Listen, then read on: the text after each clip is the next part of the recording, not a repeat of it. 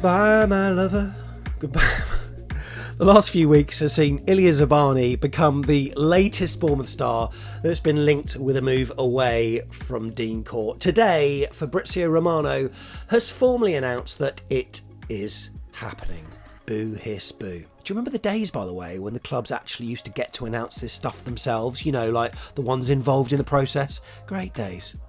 But with Kepa gone, Howson gone, Kirkes gone, and now Zab's also departing. That's the fourth big name to leave the club. That's effectively a 4 of a 5-man backline. My God, Iraola's got some work to do in remoulding our defence. We know that Petrovic is in. Early signs have been pretty good. And also, they've been excellent with Truffert as well. But right now, as it stands, like right this second, we got Marcus Senesi at centre-back, James Hill, and Chris Mepham, who was at Sunderland last season. But he could be replaced by the way of Bafodé Diakité, so all is not lost. Plus, we're linked with someone else too. This is your back of the net transfer update. My God, it's a rollercoaster ride supporting AFC Bournemouth, isn't it? So, Illia Zabarni to PSG. Here we go. That was the tweet. It reads, a new centre-back from Luis Enrique, set to sign a 5-year deal after a fee package worth €67 million has verbally been agreed with Bournemouth. Zabarni will travel ahead of the UEFA Super Cup for a medical, one more key addition for Paris.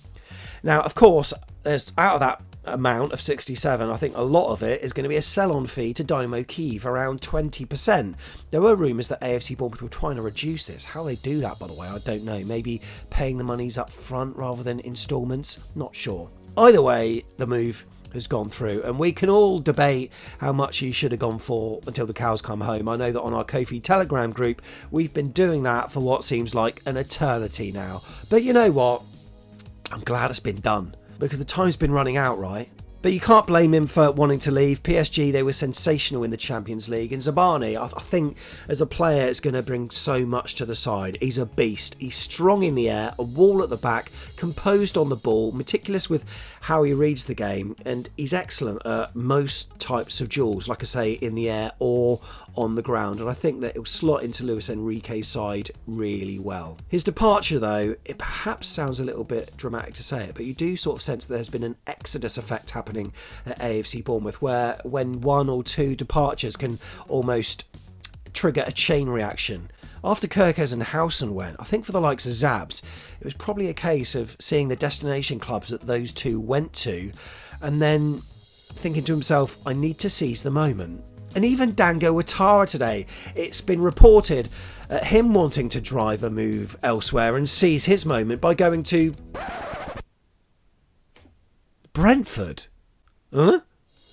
I sense, though, maybe it's his agent, maybe smelling what other things are happening at Dean Court and trying to renegotiate a contract for him. We see you. We know what you're doing.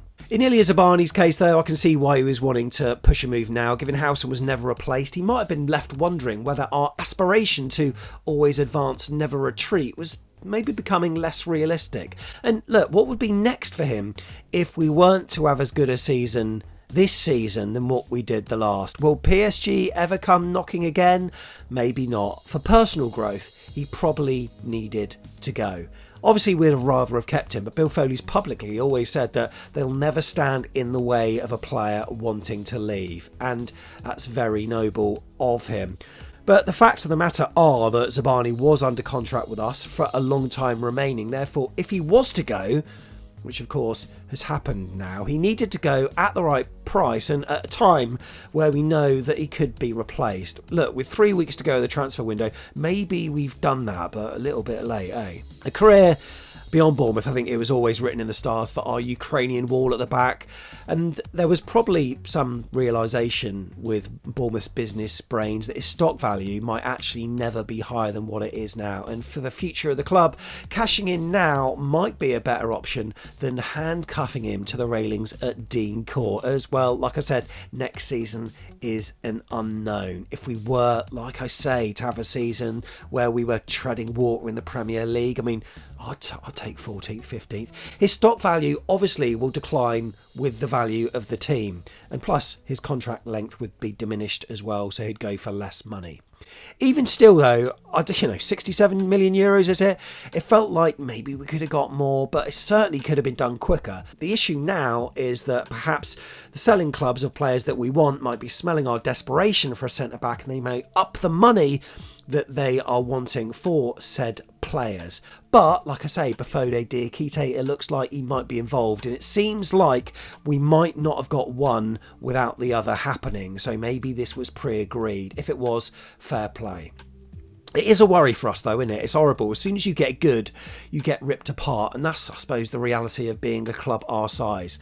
So, what do we do to get out of this bloody never-ending spiral of joy followed by pain? Well, the key, of course, is just to recruit and recruit well and keep hold of the assets like your Smiths and your Cooks that glue this side together. And, of course, in Andoni Iraola, he's the man that's our prize asset. He's worked wonders. Remember at Newcastle, 12 senior players? Good luck replicating that at Liverpool on the opening day, but I certainly worry about Iraola. I mean, last season he signed a contract extension back in May. This season, tumbleweed. We've not heard anything. Dear God, I hope he signs.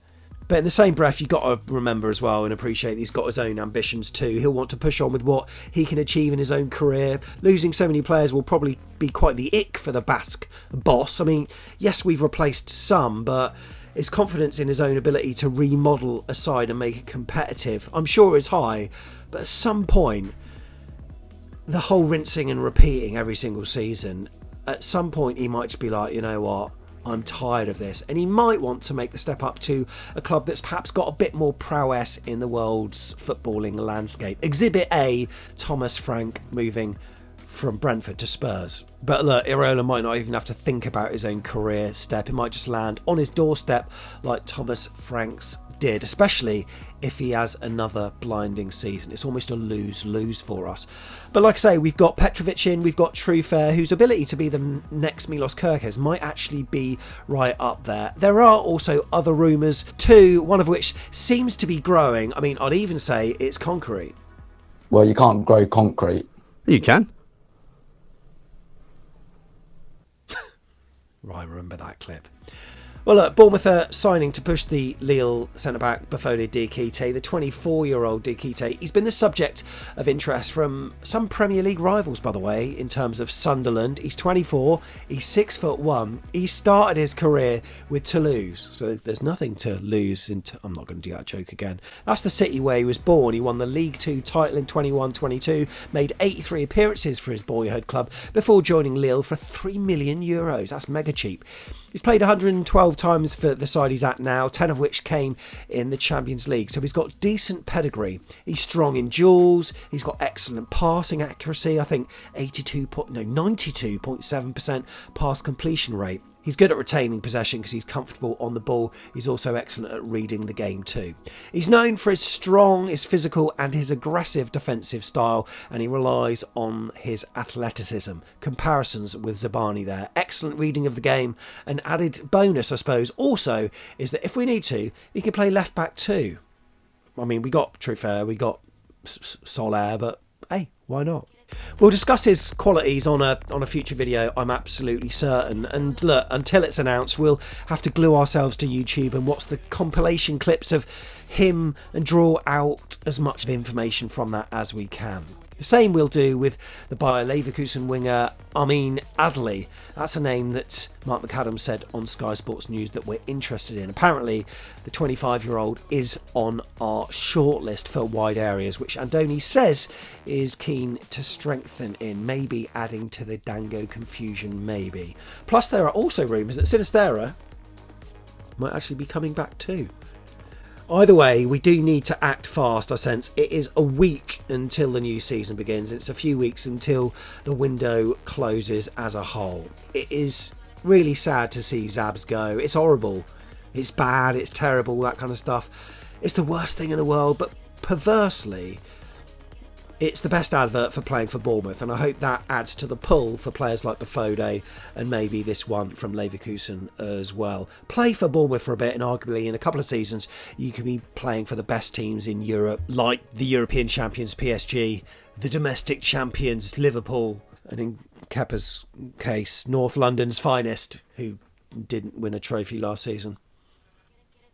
What this last few months has probably shown us, though, is that in many ways, the importance of those off the pitch is just as important on it, maybe even more so, because they're responsible for the next batch of Bournemouth players. If they get it wrong, we've got problems. But history has been pretty kind to Frano and Thiago Pinto so far. Yes, every signing, of course, has not been absolutely immaculate, but even in this last season, people have been comparing us to the Brighton model, which I never think is a bad thing. Buying relative unknowns and then flogging them for pretty good amounts of cash. But whilst this is all happening, of course, staying competitive on the pitch is absolutely key, and seizing your opportunities in this league as well, and even cup competitions, it's of prime importance. Just ask Palace fans. It serves as an opportunity to get silverware in, play in prestigious European tournaments, and maybe be another box that needs ticking for a player who's potentially deliberating on joining the club. It might also encourage the players that we've already got, of course, to stick around that little bit longer too. Of course, we absolutely trust the process. I'm sure we do. But as football fans, I think we wouldn't be football fans if we weren't tearing our hair out through the process. That's what we do. Zabarni, we absolutely love dancing with you and feeling the heat with you. Good luck at PSG, but now all eyes are on the incomings door at the Vitality Stadium. My God, it's going to be an interesting few weeks ahead for AFC Bournemouth. You Reds.